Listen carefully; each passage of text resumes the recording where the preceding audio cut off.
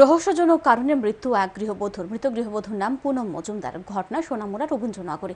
মৃতার বাপের বাড়ির লোকজনদের অভিযোগ, স্বামীর নির্যাতনের শিকার হয়েছে পুনম আত্মহত্যা করেছে। মৃতার স্বামীর পাল্টা অভিযোগ, নিজের বাবার অবৈধ সম্পর্কের জেরে পুনম আত্মহত্যার পথ বেছে নিয়েছে। রহস্যজনক কারণে মৃত্যু এক গৃহবধূর। মৃত গৃহবধূর নাম পুনম মজুমদার। স্বামীর নাম রাজীব দেব। বাড়ি সোনামুড়া রবীন্দ্রনগরে। 2019 সালের 30 জুন উদয়পুরের বাসিন্দা পুনম মজুমদারের সাথে সামাজিকভাবে বিয়ে হয় সোনামুড়া রবীন্দ্রনগরের বাসিন্দা রাজীব দেবের। রাজীব দেব আদালতে কর্মরত। পুনমের বাপের বাড়ির লোকজনদের অভিযোগ, বিয়ের পর থেকে স্বামী রাজীব দেব পুনমের উপর শারীরিক ও মানসিক নির্যাতন শুরু করে। প্রতিনিয়ত বাপের বাড়ি থেকে নগদ অর্থ নিয়ে আসার জন্য পুনমের উপর চাপ দিত স্বামী রাজীব দেব। বর্তমানে তাদের 2.5 বছরের এক পুত্র সন্তান রয়েছে।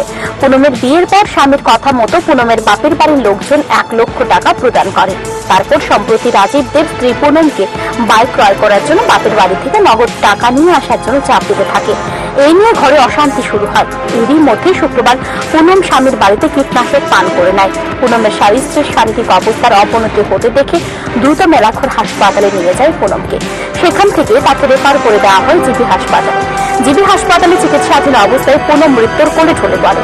পুনমের বাপের বাড়ির লোকজনদের অভিযোগ, পুনমের স্বামী সহ শ্বশুর বাড়ির লোকজনদের নির্যাতনের শিকার হয়ে পুনম আত্মহত্যা করেছে।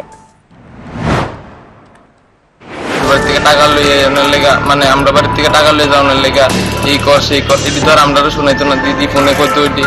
তারপরে অক্ষণ শুনছি এসে আমার আরেক বোনের কাছে বলে, দিদি আমার কাছে ফোন করছে না, দিদি আরেক বোনের কাছে ফোন মেসেজ করছে, হোয়াটসঅ্যাপে মেসেজ করে কইছে বলে জায়গা সম্পত্তির লেগাও বলে প্রেশার ক্রিয়েট করছিল।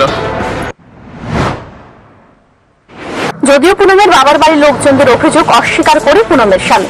পুনমের স্বামী রাজীব দেব পাল্টা অভিযোগ করে জানায়, পুনমের বাপের বাড়িতে একটি পরিবার ভাড়া থাকত। সেই ভাড়াটিয়া পরিবারের মহিলার সাথে পুনমের বাবার অবৈধ সম্পর্ক গড়ে ওঠে।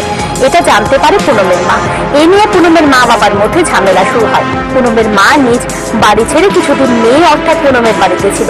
বাবার কর্মকাণ্ডের জন্য পুনমের ভাইও বাড়ি ছেড়ে অন্যত্র চলে যায় কিছুদিনের জন্য। এই নিয়ে ব্যাপক ঝামেলা হয়। এই ঝামেলার কারণে পুনম আত্মহত্যা করেছে। পুনমের স্বামী আরো জানায়, তার কাছে বাইক রয়েছে, সে নতুন করে কেন শ্বশুর বাড়ি থেকে বাইক চাইতে যাবে।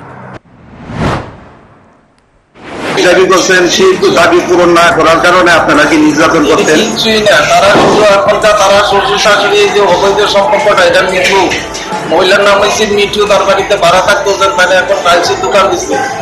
এখন আপাতত কমন করে উঠে তারা ভাড়া থাকে। আপনার তদন্ত করে দেখবেন ভাড়ার মধ্যে তারা কিছুদিন আগে উঠাই দিচ্ছে। এই অশান্তিতে মনে হচ্ছে।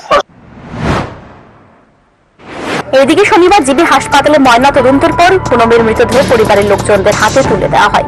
তবে পুনম কেন আত্মহত্যা করেছে তা স্পষ্ট নয়। যদিও পুনমের বাপের বাড়ির পক্ষ থেকে থানায় মামলা করা হবে বলে জানা যায়। থানায় মামলা দায়ের করা হলে পুলিশ ঘটনার তদন্ত করবে। এখন দেখার পুলিশের তদন্তে কি রহস্য বেরিয়ে আসে। Bureau report, news today.